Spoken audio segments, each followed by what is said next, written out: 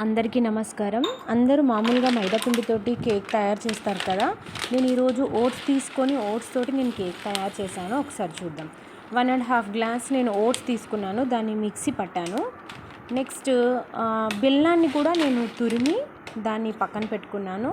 ఇప్పుడు నేను ఈ ఓట్స్ని మిక్సీ పట్టి నేను పక్కన పెట్టేసుకున్నాను. దాని తర్వాత ఏం చేశాను అంటే బెల్లాన్ని తురిమాను. దీని తర్వాత నేను డ్రై ఫ్రూట్స్ని కూడా కొన్ని తీసుకున్నాను.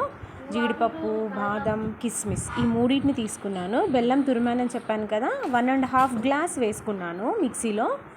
దీంట్లో మళ్ళీ నేను ఏం చేశానంటే బేకింగ్ పౌడర్ని వాడాను.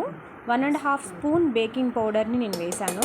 నేను ఎగ్ వాడలేదండి, ఇక్కడ ఓన్లీ పాలను మాత్రమే వాడాను. మనకు తగినంతగా దాని కన్సిస్టెన్సీ చిక్కగా ఉండాలి కాబట్టి వాడాను, తగినంతగా వాడాను.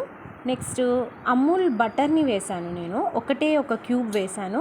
ఓట్స్ పౌడర్ని కూడా మిక్సీ పట్టుకున్న ఓట్స్ పౌడర్ని అందులో వేసి మిక్సీ చేశాను. ప్యాన్లో కొంత నెయ్యి వేసుకొని చుట్టూ చేసి మన కన్సిస్టెన్సీని అందులో పెట్టి పైన గార్నిష్ నేను డ్రై ఫ్రూట్స్ తోటి చేసి ట్యాప్ చేశాను.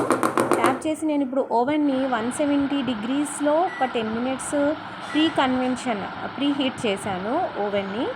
అలా చేయడం అయిపోయాక నెక్స్ట్ ఏంటి అని అంటే మళ్ళీ నేను 170 degrees టెంపరేచర్ దగ్గర మనకు కేక్ని బేక్ చేశాను.